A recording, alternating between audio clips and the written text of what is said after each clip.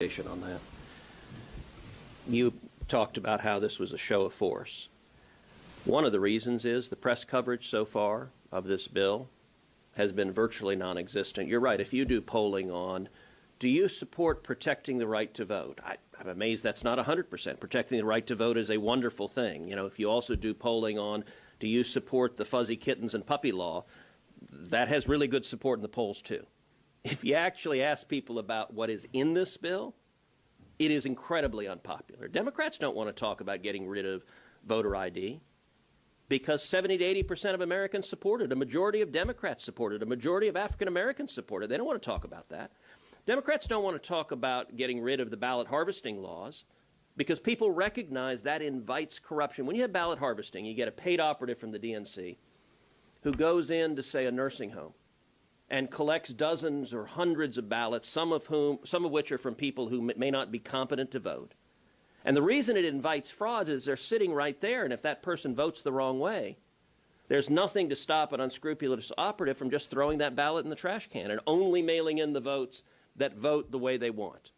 That's why Jimmy Carter said ballot harvesting invites voter fraud. And I will say, in terms of press coverage, I saw a recent analysis that the corporate media has covered the Georgia and Texas laws and the allegations that they're voter suppression laws, which is complete nonsense, more than 10 times as much as the corporate media has covered this brazen national power grab from the Democrats. And I get it doesn't fit an attractive political narrative for what many in the media want.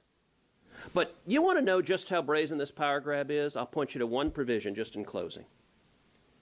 From the day it was created, the Federal Election Commission has been bipartisan. The Federal Election Commission was created in the wake of Watergate, in the wake of political scandal. You had Democrats in total control. They could have created a partisan agency, but they didn't do that. They created an agency with 3 Republicans, 3 Democrats, because they recognized if you're going to administer federal elections, it should be fair and bipartisan. What does the Corrupt Politicians Act do? It turns it into a partisan agency. It makes it 3 Democrats and 2 Republicans. What would happen if they did that? Just ask yourself if Chuck Schumer had the ability to investigate any Senate candidate he wanted, to have the FEC sue any Senate candidate he wanted, to have the FEC fine any Senate candidate he wanted, and it was a straight partisan commission. It's not hard to see how that is nothing but a weapon. I promise you every Republican senator would be investigated, would be fined, and it would all happen in October right before the election. That's wrong, and let's be clear. When Republicans had majorities, we didn't say, let's make the Federal Election Commission a Republican commission to go investigate and prosecute the Democrats. This is a power grab. And I think the press has an obligation to cover it fairly and tell the American people what's in this bill. All right, thank you, guys. Thanks, guys.